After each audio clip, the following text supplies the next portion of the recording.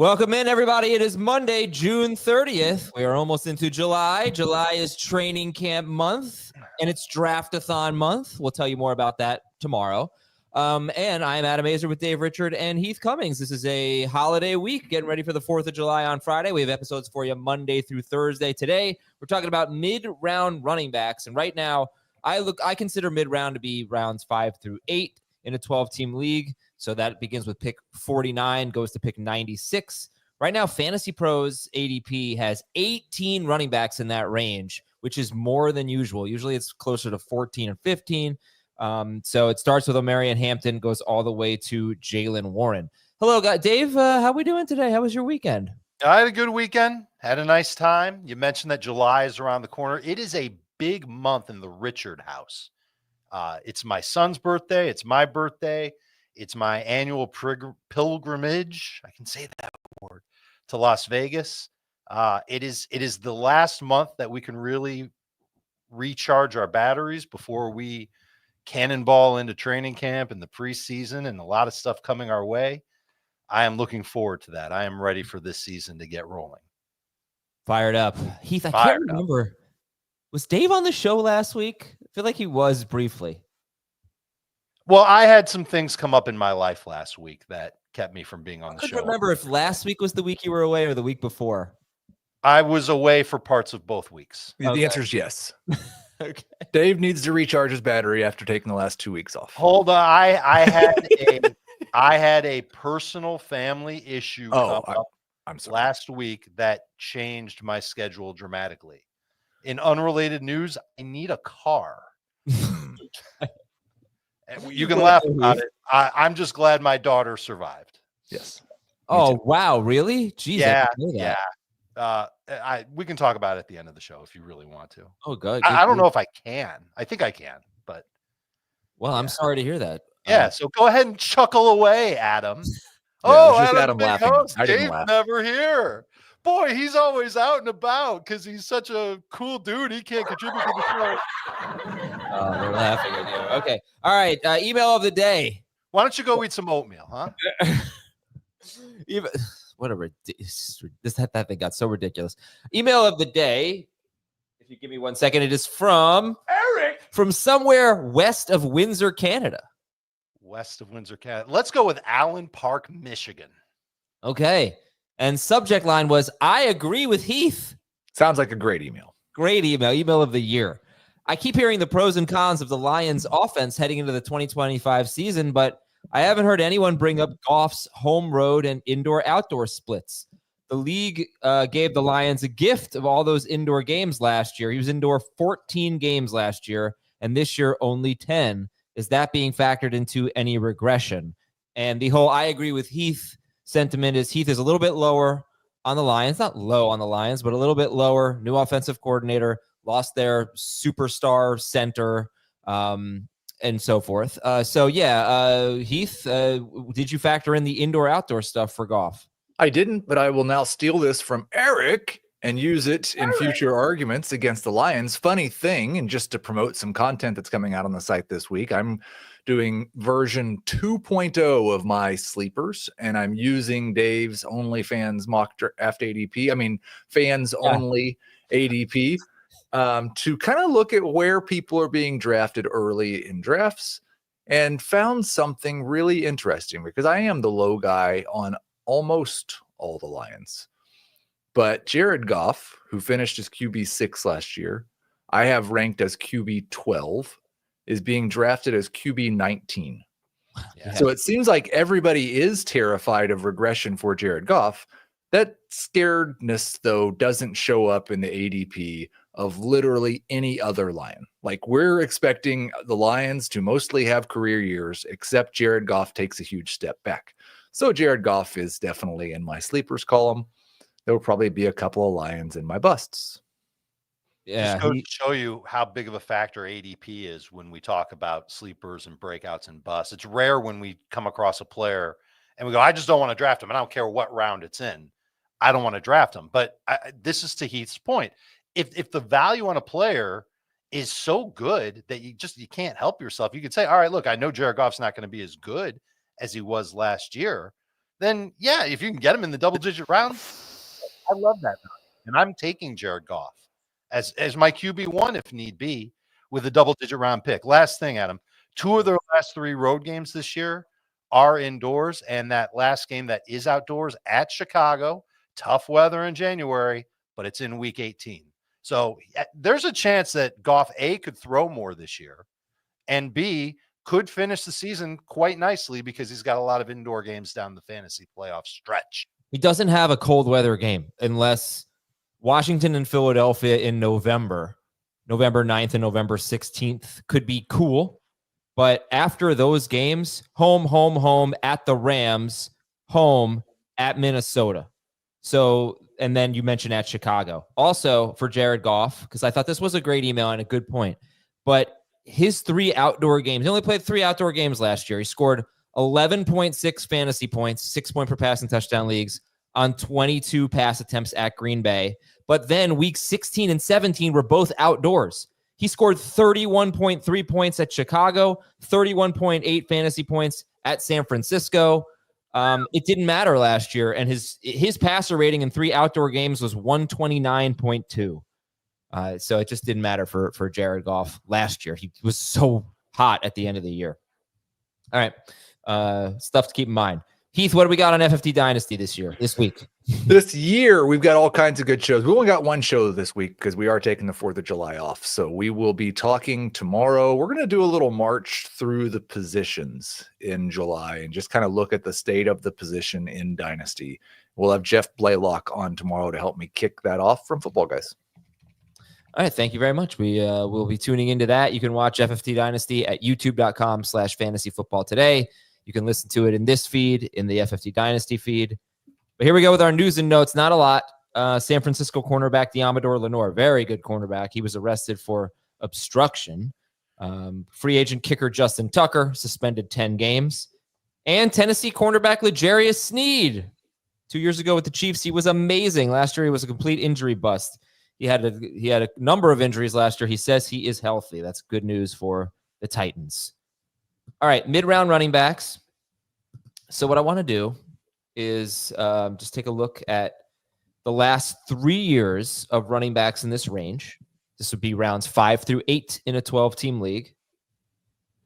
But before I do that, I have to find the document. So how's it going over there, guys? How have the last 8 minutes of your life been? 4 of them were annoying because you thought I was like taking extra vacation last week. And the other 4, we learned a little bit about Jared Goff. And that's been the recap of the first 10 minutes of this show. Thanks, everybody. Okay, I'm good now. All right, so I looked at these picks according to Fantasy Pros ADP over the last 3 years, PPR ADP. 2022, we had 16 running backs. 2023, 14 running backs. 2024, 14 running backs in this range. And again, right now we have 18 for this year. So it's a lot. But who are the best mid-round picks on a per-game basis, like the home runs? 2022, it was Josh Jacobs. He was the first one drafted in this range, okay? He was RB20 in ADP. He finished as RB3. Breece Hall as a rookie, 7 games he played. He was amazing. And Tony Pollard. That was a year he and Zeke were both very good for fantasy. Pollard had that huge second half. They were all top 10 per game. So Jacobs, Breece Hall, Tony Pollard. 2023, the best ones were Kamara and Rachaad White. They were the only ones who finished top 10 per game. But also James Conner, Isiah Pacheco, and David Montgomery. They were all top 16 per game. So Conner, Kamara, Rachaad White, Pacheco, Montgomery. We're cool with a running back that finishes top 16 per game with a round 5+ pick. Absolutely. Great. Yeah. 2024, the best guys were Conner again, Aaron Jones, and David Montgomery again. By the way, James Conner and David Montgomery are in the ADP in this range again. They have been 2 of the best picks in this range 2 years in a row. I don't know if I found really any commonality or anything, any thread here. It may just be, random. But if we look at the busts, Clyde Edwards-Helaire, Kareem Hunt, Chase Edmonds, Miles Sanders 2 years ago, Alexander Madison, Dalvin Cook, the year he signed with the Jets on August 14th. Breece Hall was coming off the ACL injury. People got excited about Dalvin Cook. Yeah, That was one of the easiest fades ever. Cam Akers, A.J. Dillon. These were the busts. Raheem Mostert, Zamir White. These were last year. Zamir White, Raheem Mostert, Javonte Williams, Jaylen Warren, Devin Singletary. These are non-injury busts. I think maybe the only thing I found was the busts. I think were a lot of guys that maybe they were day 3 picks. Maybe we were more enticed by the role. Guys like Zamir White, Devin Singletary last year. What did I say the year before? Alexander Madison, Dalvin Cook, Cam Akers. I don't know. I felt like the only thing I could really find here was it seemed like the busts were guys that maybe we didn't believe in the talent as much. We were just kind of hoping for the circumstances. I think that's probably right. Thought it was interesting. You going through all of those big hits and those busts. You never said the name DeAndre Swift, did you? No, I guess he wasn't in that range. I guess there were a couple of years he wasn't. And there were a couple of years he was, and he just finished in the middle. So he wasn't a bust or a huge hit. That's, you know what? I think that's exactly what it was. He's definitely in that range again this year. Mm-hmm. Like there's some guys that you draft in this range and they just finish RB 18 through 24. And it's just like, okay. Yep, you're absolutely right. Last year he was in this range and he finished as RB 24, which he basically does every year. We'll talk about him more because I know he's one of your favorites. But who worries you in this range? I gave you the list of who's in it. I guess I should probably give it to the audience, right? This year, it's a lot of rookies, which I think is exciting. Omarion Hampton starts it off. He's 48th in ADP, so he's barely on the list. But here it is. If you're watching on YouTube, you can see it. Hampton, Ken Walker, Chuba Hubbard, Alvin Kamara, Joe Mixon. And, right there, those are guys in Walker, Hubbard, Mixon, Kamara that I wouldn't be surprised if they're some or all of them are 4th-round picks by the end of it, and they're not in this range, but for now they are. RJ Harvey, James Conner, TreVeyon Henderson, DeAndre Swift, David Montgomery, Kaleb Johnson, Quinshon Judkins, Tony Pollard, Isiah Pacheco, Aaron Jones, Brian Robinson Jr., Jordan Mason, Jaylen Warren. Those last 3 feel a little bit different. They're the round 8 guys. Brian Robinson Jr., Jordan Mason, Jaylen Warren.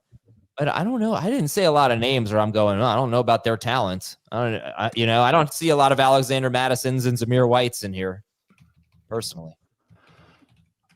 I worry the most, probably. I mean, I think the most obvious is Jordan Mason. And his teammate, Aaron Jones, I would draft quite a bit higher, but you got to worry about him because of age. I think the second lowest guy, Mason definitely ranked the lowest. I think he's the only one that I have ranked outside of the top 96, which would be round 8. My second lowest, which is in round 8, is Isiah Pacheco. I know we had a comment in the chat that they just hate all of the Chiefs running backs right now. And I kind of feel the same, but Pacheco worries me a lot just because I know we're hopeful that he recovers from the leg injury and returns to the form and gets the workload that he had for about 18 games. But there's a lot of things that could go wrong with Pacheco. A lot of things that can go wrong with the rookies as well. Mm-hmm. And there's a lot of uncertainty when it comes to those Vikings running backs. I think there's a lack of hope for upside in the case of Brian Robinson Jr. He just feels kind of safe-ish. And thinking back to the names of the guys who didn't perform to expectations that you gave 5 minutes ago, Adam, I feel like their draft value was based on hope and not based on facts. Like the guys that did well, the mid-round running backs that did well. You mentioned James Conner's name a couple of times, David Montgomery's name a couple of times. Established running backs. We've seen them play well before. They got the opportunity to keep doing what they did. They scored a lot of touchdowns. I think that's maybe where the focus should go. To quote the legendary poets TLC, don't go chasing waterfalls. Oh, I thought you were going to say you don't want no scrubs. Please stick to the rivers and the lakes that you're used to. So maybe that's the first lesson that we can take away here is the running backs that are tried and true. You kind of know what their roles. You don't kind of know. You definitely know what their roles are going to be. You've got a good expectation for them. They're veterans. They've done this before. Those are the rivers and the lakes. We're used to them. Stick to them. Yeah. That was beautiful, Dave. Yeah. Thank you. I think also it's worth saying, like, I understand why we're grouping all of these guys together and mid-round running backs, but we probably need to differentiate between hopes and concerns in round 5 versus round 8. Yeah. Because Yeah, those feel like massively different parts of the draft. Absolutely. I was going to make that point. I'm glad you did. I mean, there's a huge difference between Ken Walker and Brian Robinson Jr. Yeah, so we'll talk about that as we go through it. You know what? I really think I could be missing something, but I think over the last 3 years, Breece Hall was actually, I think Dameon Pierce and Breece Hall have the same rookie year. I think so. Who is this? Dameon Pierce and Breece Hall. I want to say yes. Let me double check. Dameon Pierce, yes. I think those are the only 2 rookies that have been in this range, according to Fantasy Pros ADP.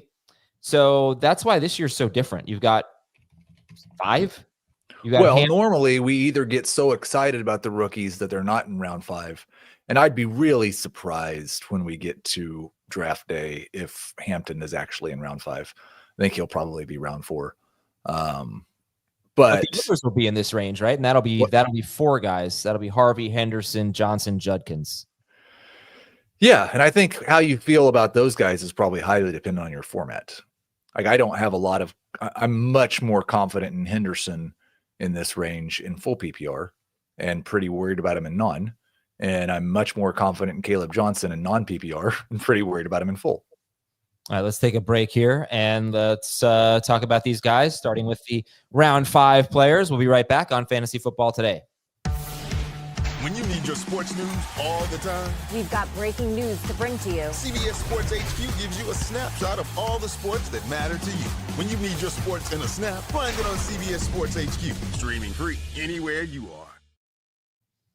are. Comment from JG. There should be a poll. Which song should Dave have quoted? Waterfalls or Scrubs? Oh, man. They both work. We got to get, is there another TLC song we can get going here? All right, let's start with Omarion, Hampton, Ken Walker, Chuba Hubbard, Joe Mixon, Alvin Kamara. I think there's, an obvious reason why Walker, Hubbard, Mixon, Kamara, all belong in this same conversation. 3 of them are quite proven. Hubbard's coming off a great year. And then you've got Omarion, Hampton, the rookie. So, Dave, how do you view these 5 guys? Do you think Hampton, Ken Walker, Chuba Hubbard, Joe Mixon, and Alvin Kamara, how many of them do you think should go before round 5, should be top 48 picks? I think all of them should be. I don't think that if any of these guys are sitting in round 5 in a full PPR league, someone's gifting you some help in fantasy football. I honestly, you could talk me into Chuba Hubbard. Maybe running backs are flying off the board and you got to have one. The very, very end of round 3, like if you had to do it, you could do that. Same thing with Kamara. To me, they're both right there on that fringe. Early round 4, I'm fine with those guys. Mixon will be in that group, if not even a shade higher. If he shows up at training camp, he's fine. There's no issues with his ankle or his foot, and he's running like he did at the end of last year. I think everybody would take that guy who finished strong for Houston back in their fantasy lineups. And then Walker has upside, is a good fit for what Seattle's going to do this year. They're changing their rushing scheme. They're going to do a lot more zone running. They're going to use their running backs in the passing game. Walker proved that he could do that last year. He's got 2 big question marks. Can he stay healthy? Which is a question mark that we have for pretty much every running back. And will he be able to have a grip on the majority of the touches? Because we know that Zach Charbonnet is there. Last year, it looked like Charbonnet was the better fit for Seattle's offense. Is it going to be that way this year? To be determined. But all these running backs, I don't know about Chuba, but the other 3 running backs, they've got potential to finish as top 10 guys. And we've seen it before from Mixon. We've seen it in spurts from Walker. We saw it last year from Chuba. These guys have proven it before. Not as much hope as part of the argument. We can look back and see factually they've performed for fantasy managers. Makes me feel good about taking them with a top 50 pick. And to your point, Adam, I'm thinking there's a very good chance that these guys that are showing in round 5 will creep into round 4 by the time we get to August. I'm really disappointed I didn't get to see Adam's live reaction. I stunned him, Dave. He cannot respond. He looks frozen by it at Heath, whatever your name is. You said Chuba Hubbard, you're not sure that he has top 10 upside. Is that because you think that Rico Dowdle and or Trevor Etienne will have a bigger role? Nope. You think that Chuba's wasn't Chuba pretty close to top 10 last year? He was 16.1 PPR points per game. And I don't know. I can double check real quick where that finished, but I think that that's his ceiling. I think that that's, if you draft Chuba Hubbard, you go, okay, he can probably be good for about 14 PPR points per game. I think he's a good running back. And I think he'll lead the way for the Panthers. I think he earned it. The contract that he earned last year, the extension that he earned, dude, they're paying him a lot. So they obviously believe in him. They're not paying Rico that much. Trevor Etienne was a day 3 pick. I think Chuba Hubbard's going to be the lead running back on an ascending offense. That's a guy I like to get, but I don't think he's got the same type of upside as the other 3 running backs that Adam brought up. Mixon, Walker, Alvin Kamara, like those guys, certainly they've done it longer than Chuba. Chuba has really one good year of consistent fantasy production. And so I think it's easier to buy into those other veterans rather than to say, all right, Chuba's going to be the best one of the bunch. Maybe he's the safest one of the bunch because other than Walker, he's young and he's got the opportunity and all that stuff. You can kind of buy into a little bit more. He finished 13th in PPR points per game last year. Could he finish that high again this year? I wouldn't be surprised by that. But I think Walker, I think the other 3 guys have more upside provided that they play a lot. I don't think any of their roles are really changing. So I've got another question because we talk about Mixon and Walker together. They're back to back on this list. Seems like it's usually a round later and it's a couple of players later on the list Adam gave us that we get to the name of James Conner. What's the difference between Kamara and Mixon and Conner? Because Conner's been incredible when he's been healthy. Kamara was hurt last year. Mixon's in a walking boot right now. Is Conner a bigger risk than those guys? I don't think we can count on him for the same type of receiving production as Kamara. I don't have to say think. I can say I know that Kamara has much more upside in full PPR. Kamara averaged 19 PPR points per game last year. That's wicked good, everybody. So I'm totally fine with Kamara ahead of Conner. Both the same age. Conner might score a few more touchdowns. That's a non-PPR issue, not a full PPR issue. And so Kamara's there. Mixon can fall behind Conner if he's slow to recover from his injuries. Maybe he doesn't start training camp on time. What if he starts training camp on the PUP list, Heath? That'll make me a lot more nervous about taking Joe Mixon, especially if that creeps into mid-August, late August. We just don't know. And so that's why we've got to be a little bit flexible when it comes to Mixon.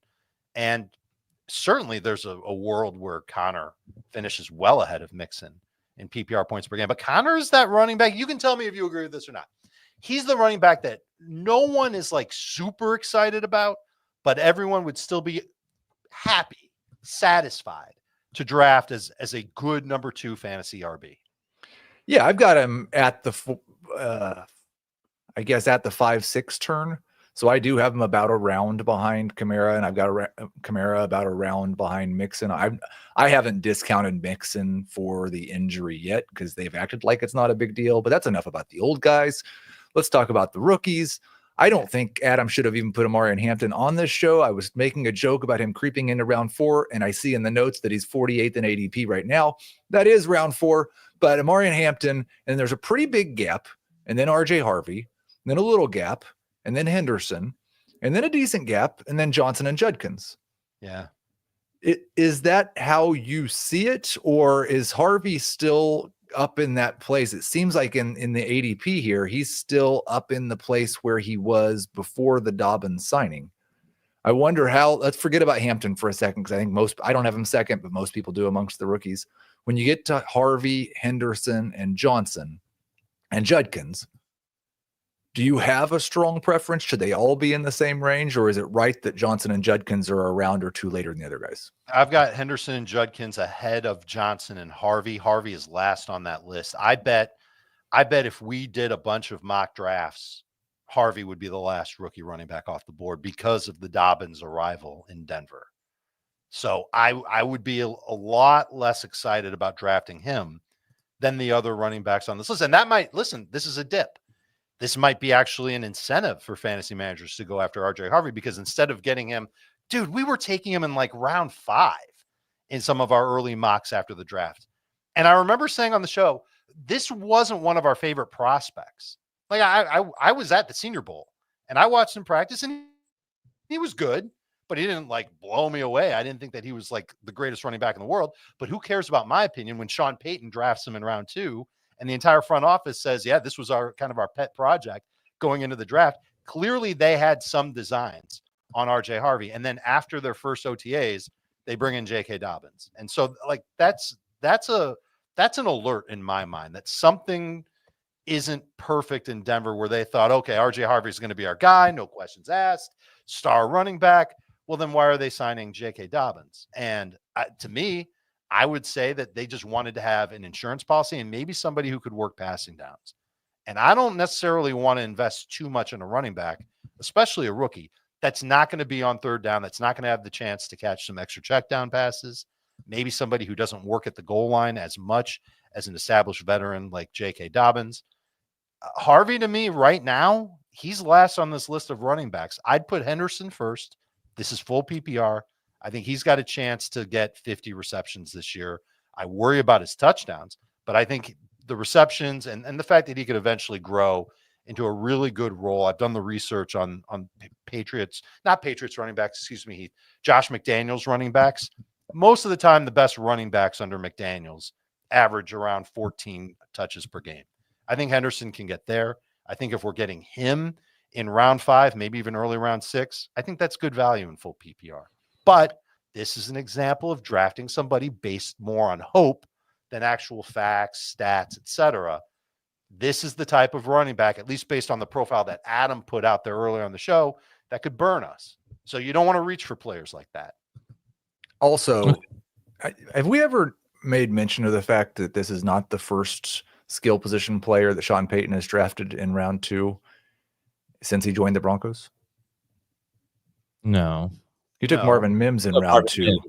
Yeah. Who has seen 85 targets in his first 2 seasons in the league. Sure. That's fair. Round 2 running backs are different, I think, than round 2 receivers, though. But it's a good point. I didn't like the Mims pick. I remember arguing on draft night about the Mims pick. By the way, my power went out earlier, so thank you guys for filling in. Well, show was really good the last 6 It sounded good. I mean, what I heard sounded good. Yeah, no, it's a good point. So we're talking about the round 6 guys now. Basically what we did was we talked about the old guys, Kamara, Mixon, and Connor. We just talked about the rookies. We were getting ready to transition to those guys in the middle, that DeAndre Swift, David Montgomery, Tony Pollard range. Well, you didn't go in order? You kind of skipped around here? Yeah, we grouped them by kind of like types of running backs. I guess they're all in the same range. So we're up to Montgomery? Yeah. Yeah, that's what the host just said. We have talked about everyone before David Montgomery. Okay. And the only guys we've talked about after David Montgomery are rookies. Okay, fair enough. So would you take David Montgomery? All right, better question. How many rookies are you taking over David Montgomery? 1, Ashton Genty. In full PPR? You're not taking Hampton over Montgomery? No. Yeah, in full PPR. Only Henderson for me, but Hampton's not my second rookie running back in full PPR. Who is? Henderson. Oh, okay. Oh, sorry. Yeah, that makes sense. Yeah. So, you're taking Genty and Henderson over Montgomery, Heath. Correct. Montgomery, again, 2 years in a row. He's been such a great value. He was the number 11 running back per game in his first 14 games. And he did catch the ball. He had 36 catches in 14 games. That's not nothing. So, all right. He just no respect for him in ADP. Where's he going? He's going in round 6. Okay. So then what about your boy DeAndre Swift? Let's talk about him. I was prepared for this. I did a lot of DeAndre Swift research. This is where he's finished per game in full PPR in 5 seasons. DeAndre Swift, RB 17 per game, 10 per game, 17 per game, 24 and 24. In half PPR, there's only 2 standout years. Then the last 3 years in half PPR, Swift's been 23, 24, and 24 per game. Basically the same in non-PPR. He's actually never finished higher than 20th per game in non-PPR. So what are you thinking? You think he's going to be around RB 24 this year? I think this guy, and Dave, I think, has made the point that Swift could be the guy who's being drafted too high because of projected volume. It seems, though, that everyone's already drafted Swift too high too many times to do that. So he's currently being drafted in the middle of round 6 or often in round 7 or later in our mocks. And I don't think the narrative that Ben Johnson hates DeAndre Swift holds any water at all anymore. Agreed. Partially because of the way Johnson's talked, partially because of the way the Bears have behaved this entire offseason. They have had all kinds of opportunities to add all kinds of running backs, and they just passed and passed and passed. So I project DeAndre Swift as RB17. I think he absolutely, in Ben Johnson's offense, has top 12 upside. And the risk, other than him getting hurt and missing a lot of games, the risk, in my opinion, is that, oh no, he finishes at RB24 again, which is better than his ADP. I think he's one of the few running backs available who has top 12 upside and a floor that is higher than his ADP.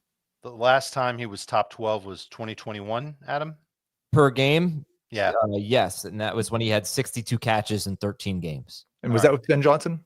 No. Ben Johnson was 2022, I believe. Okay. Johnson was there. He just wasn't in charge of the offense. Correct. And so you're right, Heath. Like all offseason long, the Bears could have signed any free agent running back. They could have drafted anyone except Genty. They would have had to trade up to get Genty on their team. And I think they would have taken Genty if he had fallen to them in the draft.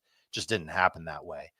And I thought I still feel like there's another shoe to drop here when it comes to the Bears running game, but it hasn't happened yet. That's facts. And DeAndre Swift looks like he's in position to be the lead guy in an offense with an improved offensive line, an improved scheme. And I thought about this, Heath. We've seen this before. We saw it 2 years ago when DeAndre Swift went to Philadelphia. He was the lead running back there. He averaged 12.5 PPR points per game. Half the year, he was awesome. He started the year great, 15 PPR points per game, just an absolute stud. And then the second half of the season, be it because of injuries, didn't work as much. He didn't even average 10 PPR points per game in the second half of the year. I don't want to spend a lot of draft capital on DeAndre Swift, even though I know that as of now, he's the main running back in Chicago's offense. What does that mean, though? A lot of draft capital. You don't have to. Well, what's the ADP is what, round 6? Yes. It's around too soon for me. I think I can find other running backs. I would rather take a chance on a lot of these other rookies. I'll take the hope over. I'll take the Don't hope. go over chasing waterfalls, Dave. Stick to the RB2s you're used to. Yeah, but in round 6, if I'm drafting a guy with the expectation of 12.5 PPR points per game, I'm probably not drafting at that position. I will probably look for a wide receiver that's got a chance to do better than that. I will probably take a quarterback that's got 22 fantasy point per game upside over a running back like Swift. I need to see a path where he can get back to that 15 point per game range. Heath, you might see that path, but in Philadelphia, 12.5 points per game. He was great for half the year. He sucked for half the year. Last year in Chicago, he was the lead running back in Chicago, 12.5 PPR points per game.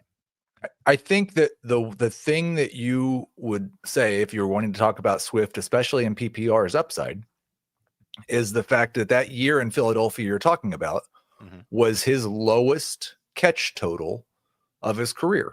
Okay. And the reason's quite obvious. He played with Jalen Hurts. It basically got the same catch total in Chicago, though. He played one extra game and he had 3 more catches. So 3.1 targets per game last year. Yeah. So can he be a top 12? What has Ben Johnson's offense generally been for running back targets? Yeah, quite good. Right. It's been good for everyone, including Swift, 2 years in a row, or 1 year if we don't count the other year Ben Johnson was there. That's fine. Yeah. Yep. 2022 with Ben Johnson, he had 48 catches in 14 games. That's terrific. But even if he had 42 catches in 17 games, he still could be a top 15, 12-ish running back because it happens all the time. But he's got to score more touchdowns. He has career high is 8 rushing touchdowns. That was as a rookie. He's one of the worst short yardage running backs in the NFL. His third and 1 and 4th and 1 conversion rate since he came into the NFL is among the lowest of all running backs. So there's that. That's if he's going to be a top 12 running back. But we've seen 4 years in a row now. It's 5, 5, 5, 6 in terms of the rushing touchdowns, and he still finishes higher than he's being drafted. Here's the takeaway that I want to give on that. 2023, he was the lead running back for the Lions. Ben Johnson was the OC. That was a good offense. It was a great offensive line. That was the year Jamal Williams scored like 17 touchdowns. Yeah. Let's keep the name Roschon Johnson in mind, everybody. Yeah, for sure. Great sleeper. Dart throw in like the round 10 range. I got a feeling that if Chicago's not adding any other running backs, they've got a guy ready to take that Jamal Williams role. And it's not going to be DeAndre Swift. We know what we just got done talking about. The Swift is not a short yardage guy. Yeah, and last thing on Swift, he's top 24 every year per game in his career, 5 straight years. That is with 4 of the first 5 years leaving one game super early with an injury and having terrible stats because of it. So it's even better than, you have to do that for every running back. I know that, but he has been victimized a little bit by leaving games early with injuries. Okay. And it's worth saying that, like, of those finishes that we gave from Swift, the year that Jamal Williams scored 17 touchdowns, DeAndre Swift was RB 16 per game. In full PPR. Right. Half PPR, I think it was 23rd. Which both are better than where he's being drafted. I mean, you talk about Jamal Williams scoring 17. It's not that different than Jalen Hurts scoring 15. Right. 23. DeAndre Swift had the six carries that ended at the 1 yard line that year. All of them followed by Jalen Hurts touchdowns in 2023. All right, we should take a break, but let's get Tony Pollard and Isiah Pacheco in this discussion as well. How do they compare with DeAndre Swift and David Montgomery? And we'll be right back on FFT. Here we go. The 2025 CBS Sports NFL schedule is here. 18 glorious Sundays. He's got his receiver touchdown. Filled with rematches. Oh, the play of the year. And rivalries. Touchdown, Bengals. Plus, plenty of superstar showdowns. And an epic matchup between the Chiefs and Cowboys on Thanksgiving.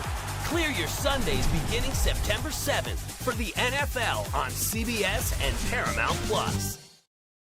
A quick recap exercise here for those of us who maybe lost power and missed a big chunk of the show. You just tell me, I'm going to give you the player and the round, and you give me a yes or a no. Are you comfortable taking this guy in this round in a 12-team PPR league? Omarion Hampton, 4-5 turn. I'm good with that. Really good with that. I don't really want to. Ken Walker, round 5. Really good with that. Love it. Chuba Hubbard, round 5. Yes. Love it. Joe Mixon and Alvin Kamara, round 5. Kamara more so, but yes. Love Mixon there. Kamara's fine. Round 6, RJ Harvey. Too rich. No. That's where I have him. James Conner. Love it. That's where I have him. TreVeyon Henderson. Full Love it. PPR, that's fine. DeAndre Swift. Love it. I'm going to let Heath draft him in round 6. David Montgomery. Good. Appropriate. Round 7, Kaleb Johnson and Quinshon Judkins. Fine with it. Like Judkins, fine with Johnson. Okay, then let's get to these 3 guys. Tony Pollard, Isiah Pacheco, and Aaron Jones. They're going in round 7. Veteran running backs going right after 2 rookies, Kaleb Johnson and Quinshon Judkins. Tony Pollard, Isiah Pacheco, and Aaron Jones. How do you rank them, Dave? I've got Pacheco ahead of Pollard. I've got Jones ahead of both those guys. I don't know how much I love that. These are all running backs that I'm looking at round 6 plus. Prefer to get in round 7. I like Pollard in round 6. I could deal with Jones in round 6, and I'm going to let Dave draft Isiah Pacheco. And these guys are all going in round 7, by the way, according to early ADP. Right. So good values for all 3. Yeah, I've got Pacheco in round 8. Pacheco's my favorite. He's my fave. He's probably my favorite sleeper right now. I'll call him a sleeper, and it's not a super late round pick, but I think people are sleeping on him. It's just obviously one we're going to have to watch the health reports and all that. There's probably two really key things to watch, and I don't know how much of an indication we get in training camp. But is Isiah Pacheco back to what he was? Exactly. And then the second one is this a workhorse Andy Reid running back role, which we've seen many times throughout Andy Reid's career and has worked out great for fantasy? Or is this a big mess where Brashard Smith matters on passing downs and Kareem Hunt is handling carries inside the 5? I mean, I think that the inside the 5 might be a bigger concern than the passing downs. 100% agree. Yeah. Just because Hunt's pretty good at getting you 2 yards if you need 2 yards. And Pacheco's had struggles getting that role throughout most of his career. Yeah, I mean, the passing downs thing, they're going to be running backs in this range that are coming off the field, either on passing downs or for Tony Pollard, he's going to come off the field on some running downs. Yep. So we're not looking at workhorses necessarily here, but Pacheco, just remember where we were at this time last year, talk about him as somewhere between mid-round 2 and mid-round 3. And the only thing that changed, he was off to the start that we wanted, right? The role looked great. The only thing that changed was the injury. He came back and he was absolutely horrible. So if he's healthy, he's by far the best running back in this backfield and ready for a big bounce back season. But I feel like he's got to earn that again. Sure. But in round 8, or round 7, pardon me, I'm willing to take that risk. The only thing I would say is in terms of by far the best running back in this range, on the team, sure. But yeah, I just have a lot of reasons to doubt. We are talking about a 26-year-old former 7th round pick who's never had a 1,000-yard rushing season or scored more than 7 rushing touchdowns or had 300 receiving yards in a year. He had a stretch between the end of year 2 and the beginning of year 3 where you could Azer stat together a 17-game season that looks like, oh yeah. But he was RB 14 per game in 2023. Yep. That's all I have to say. Points per game. He missed 3 games, but he was on pace for 1,135 yards, 53 catches, plus 11 total touchdowns, 9 rushing. That was his pace. So yeah, he's had trouble staying healthy. There are certainly risks with Pacheco, but again, he was RB 14 per game in 2023. He had an injury-riddled, horrible season in 2024. I'm just hoping for the bounce back there. It's really that simple. I don't even think we have to get that right. It's that simple. So how about we talk about Aaron Jones and Tony Pollard here? Because I think they're more complex, especially Tony Pollard, with the presence of Tajay Spears, who did eat into a big chunk of Tony Pollard's role when they were both healthy. And you got Brian Callahan and maybe the offensive coordinator, I don't even remember, two people talking about how they want to get multiple running backs involved. What do you guys think about Pollard here? Dave, good pick in round 7? I think it's fine. I'd rather have Aaron Jones. Actually, I have Jones ahead of both Pollard and Pacheco. It's mostly because of track record and the offense that he's in. I'm not ready to believe that he's going to lose a lot of work to Jordan Mason. It could be a split. He shared carries last year too, still averaged over 14 PPR points per game. And he's always been the type of running back. This is Aaron Jones. When he's had decent volume, he's come through for fantasy managers. I think Pollard needs to have that volume in order to come through on the same level, around 14 PPR points per game. And I bet there's going to be some games this year where Pollard doesn't get that workload. I think we're going to see more of Tajay Spears working closer to a 50-50 split. And I think we'll see a lot of games where the Titans have more confidence in their passing game. I think there were games last year where Brian Callahan did not want to call a ton of passing plays because of what they had at quarterback. I think that's going to flip this year because Cam Ward seems like he's already ascending to being a capable starter who won't throw the ball 5 yards over somebody's head or make bonehead decisions, won't fumble the ball when he's getting sacked, won't do dumb stuff. And it makes me wonder, okay, does that mean the Titans score more? And if they do score more, that would theoretically help Pollard. But I don't know if that's going to end up being the case. So I'm going to take Jones, who's done it before, has the longer track record. I know he's older. That part sucks. But it's the Minnesota offense. And I think they're going to have to run just a little bit more in Minnesota anyway, because J.J. McCarthy's the quarterback there. So close call, great value for all three. But give me Jones first. My real hesitance with Jones is partially the age and partially a concern that Jordan Mason is the guy inside the red zone. And Jordan Mason proves to be a better rusher this year. So, Possible. do we feel like we really have seen enough of Jordan Mason to? Right. I think we've. I didn't say I'm not predicting that. I'm not projecting that, but that's one of my concerns with Jones is going to be 31. Yep. He turns 31 in December, so 30. But still, that's risky. And he's kind of like Swift. I mean, in terms of touchdowns lately, he has 13 rushing touchdowns in his last 4 seasons combined. Yeah, totally and Jones had 255 carries in 17 games. He did leave one game early with an injury, but they've talked about wanting to reduce that workload. Right. And 51 catches is really good for him as well. These two guys, Pollard and Jones and DeAndre Swift, they have a lot in common. These are 3 guys who had 250 or more carries and 5 or 6 rushing touchdowns. The other one who had that was Najee Harris. But you could say Pollard, Jones, and Swift. I don't know if you want to call it luck, but touchdown rate, I'm sure they were at the very bottom of touchdown rate. I don't think they are 3 of the best short yardage running backs in the NFL by any stretch of the imagination.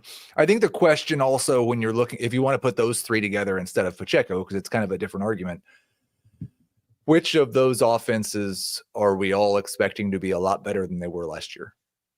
No, it's certainly Tennessee. Tennessee should be better. Kansas City. I was thinking Chicago. Oh, I'm sorry. Chicago is the one that everyone is just expecting to be a lot better. I wasn't concluding Swift there. My bad. Yeah. So, and I think Pollard's going to have Tyjae Spears hopefully for more of the year than he did last year. Hopefully for Tyjae Spears staying healthy. Mm-hmm. And Jordan Mason's probably a bigger risk to Jones than the guys they were splitting work with Jones last year. Agreed. And they had a lot of different people. Whereas Swift's added no running back competition, unless you want to count Kyle Monangai. You know what I find amazing about Swift? I love this about him. He is such a home run hitter. But for a guy, he had 3 rushing touchdowns of 35 or more yards last year. Only Saquon Barkley and James Cook had more. 3 long rushing touchdowns. And somehow he only had 6 rushing touchdowns for the year and averaged 3.8 yards per carry.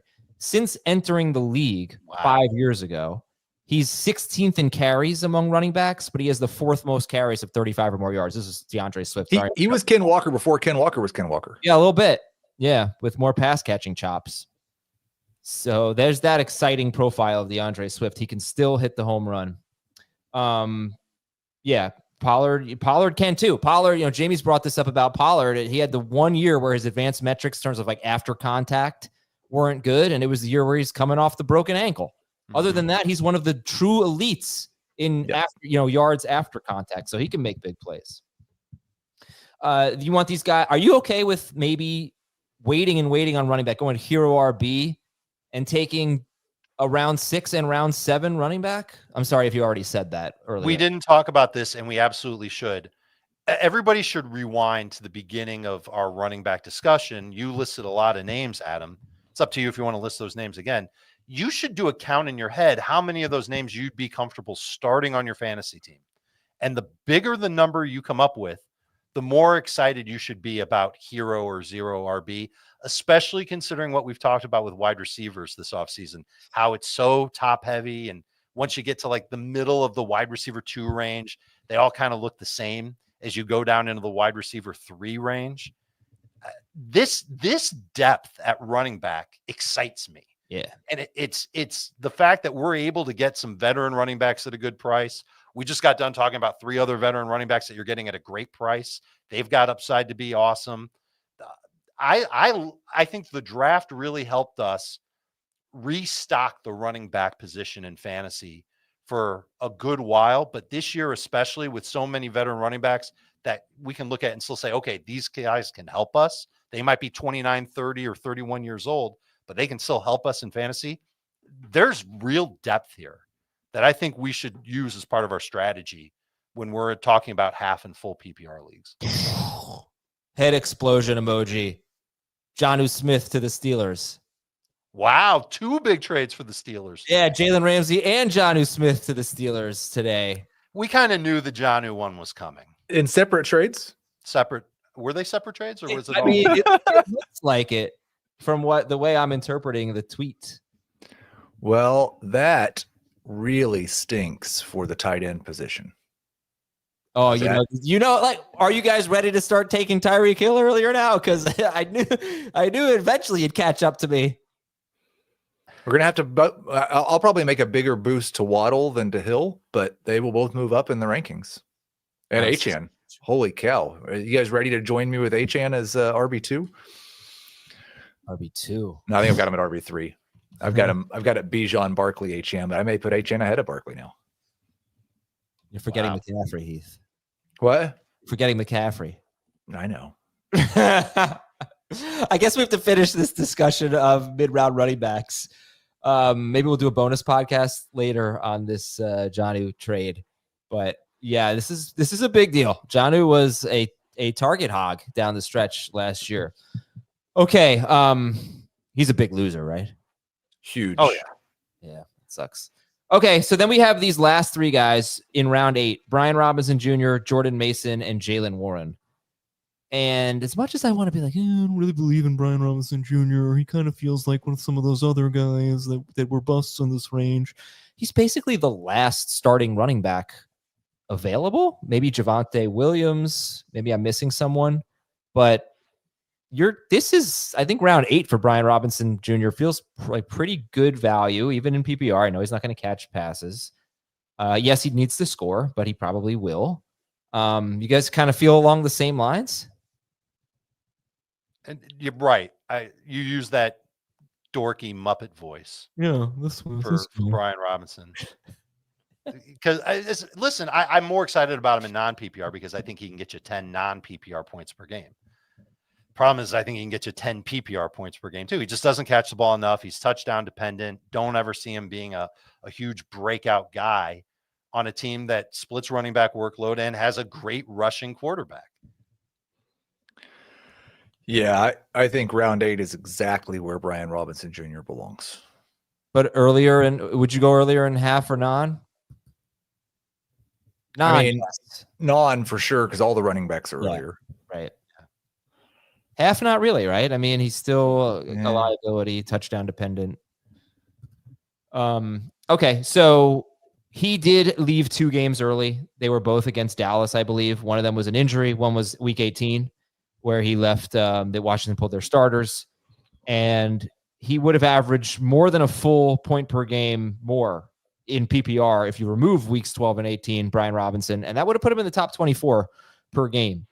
So I think it's pretty clear he doesn't have huge upside in any format where catches count, but he's a solid pick here. And Jordan Mason, I don't know that I want like round 8 for a handcuff. I don't know. I understand he's going to have a role, but I don't know. Mason and Jaylen Warren in round 8. I don't think I'd make those picks. Would you? Warren in full PPR, I'm fine with there. I like him more than I like Robinson in full PPR. I thought I really liked Jordan Mason, but no, not that. Round 9 for Mason is okay. And Does this I'm sorry, Dave. Does the Jonnu Smith trade change how you feel about Jaylen Warren? I got to think about that a little bit more. I got to go back and look at how he was used with Arthur Smith before, because he's not going to be used the same way that he was in Miami. That Steelers offense isn't going to try and get the ball out of Aaron Rodgers' hands as fast as possible. They're going to want Rodgers to make reads and then deliver. And he's got good accuracy, Dave, so I would imagine that Jonnu Smith will still be used in short area passing, just not to the same volume. I don't know if that really impacts Warren greatly, but I do need to double check that. Dave has made the good point that a long time ago, and I just took it over, that running back targets and tight end targets are generally negatively correlated. That if you're going to throw to your tight ends more, you're going to throw to your running backs less, and vice versa. What proves rules, Adam? Exceptions prove rules. Okay. And Arthur Smith is the exception to that rule. over the last 3 years, just 44% of his team's targets have gone to wide receivers. They throw a ton to both their tight ends and their running backs. And I think that was always the plan. They had 230 targets last year, which doesn't sound like a lot, that went to those two positions, which is one more than they threw to their wide receivers. Yeah. So I don't know that it necessarily, I think it really nukes Pat Freiermuth, and I don't think it has a big impact on Warren. All right. By the way, Miami was also an exception to that rule. They threw to Achane and Jonnu Smith all the time with Tua. But here's my point about Mason and Warren. Last point here. The next two running backs off the board as we get into round 9 are Travis Etienne and Tyrone Tracy. Oh, and Najee Harris as well. Etienne, Harris, and Tracy. Are you taking Etienne, Harris, or Tracy ahead of Jordan Mason and Jaylen Warren? Yep. In full PPR, I'm taking Etienne ahead of, amongst guys we've talked about, Warren, Kaleb Johnson, Isiah Pacheco, and Brian Robinson. Check that. I've got Warren and still Mason. ahead of Etienne. You do. As of now, I got to factor in the Jonnu trade before I stick with that. But yeah, Jordan Mason is behind all those guys. All right. Well, that's going to do it for our show today. We will talk to you tomorrow, maybe later today, with a Jonnu Smith breakdown. I think we can probably cover that on tomorrow's show. And we have a good one, everybody. Talk to you soon on Fantasy Football Today.